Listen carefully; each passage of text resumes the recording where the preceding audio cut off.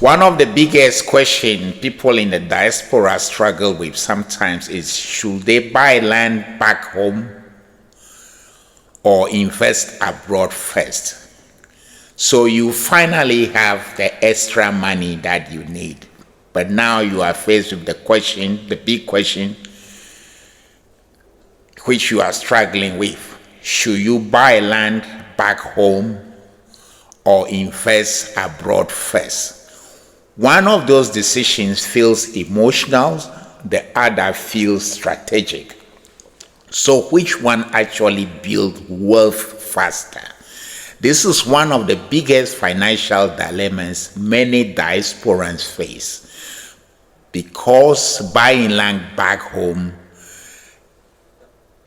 for us, it represents identity, legacy, security, a sense of belonging, and a future return option. But investing abroad offers liquidity, stability, easier access, faster systems, and strong legal protection in some countries. And many people feel emotionally torn between both worlds.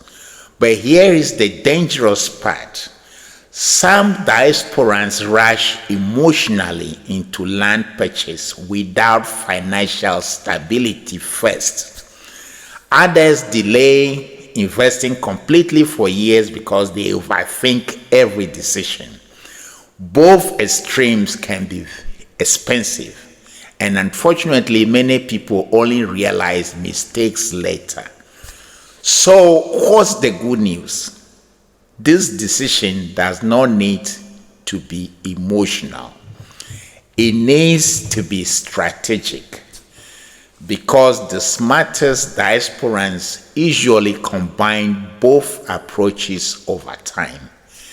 But the crucial thing is timing, financial stability, having clear goals, and your ability to manage the risks. And once you understand that, the decision then becomes easier. And many financial successful immigrants globally tend to follow similar patterns. And here are the patterns.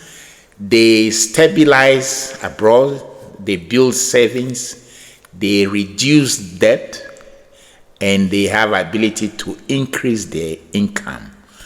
Then gradually, they began acquiring long-term assets back home. So let's make this practical. Imagine two people abroad. Person A emotionally rushed into buying land with no emergency savings and no financial structure.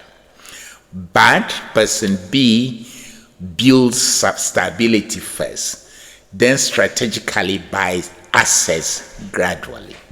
5 years later, person B usually experiences less stress and better long-term flexibility. And now here is another important truth to pay attention to. Land alone is not automatically wealth. Land with strategy creates wealth. That means verify ownership, proper documentation, having a clear purpose, and a long-term plan. And many successful diasporans use lands strategically for farming, rental property, commercial property development, retirement planning, and building generational wealth. Ownership matters. It is important. And smart ownership matters more. So listen carefully to this. The goal is not just buying things emotionally. Your goal should be building long-term freedom intentionally. And that requires wisdom. So if you want practical guidance on investing back home, building wealth abroad, having access to agricultural opportunities, property strategies, and diaspora finance planning, look in the description of this video. There is a link. Click on it. There are so many assets materials there you can have a look at.